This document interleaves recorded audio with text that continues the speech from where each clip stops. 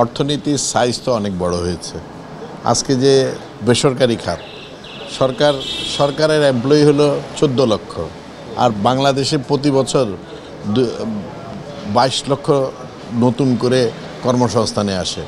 এই যে বিশাল জনগোষ্ঠীকে কর্মসংস্থান করা, কর্মসৃষ্টি করা, সেটা কিন্তু বেসরকারি খাতই করছে। এই বেসরকারি খাতকে প্রসার করার জন্য আজকের এই বেসরকারি টেলিভিশন চ্যানেলগুলো কিন্তু সরকার দিয়েছে, এটা কিন্তু প্রসারিত হয়েছে। একমাত্র বিটিভি ছাড়া এর আগে কিছু ছিল না। আজকে এই যে এখানে একটা এমপ্লয়মেন্ট হয়েছে, আজকে তারা তাদের যেই দায়িত্ব বেসরকারি খাতকে প্রসার করার জন্য, সেই জায়গায় তারা সঠিকভাবেই কাজ করছেন। এই কাজ না করলে সবাই কিন্তু সম্মিলিতভাবেই দেশটাকে এগিয়ে নিয়ে যেতে হবে। যার যেখানে আমাদের যে দায়িত্ব, সেই দায়িত্বটা আমরা ঠিকভাবে করছি বলেই আজকে খুব দ্রুত গতিতে গত 15 বছরে প্রায় আমরা $500 ট্রিলিয়ন আমাদের অর্থনীতি আজকে এসে দাঁড়িয়েছে 90 বিলিয়ন থেকে।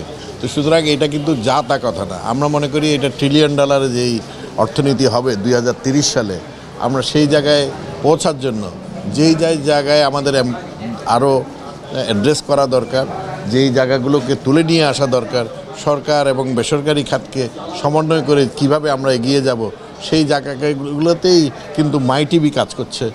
মাই টিভি সহ সবাই কাজ করছে, কিন্তু মাই টিভিও কাজ করছে।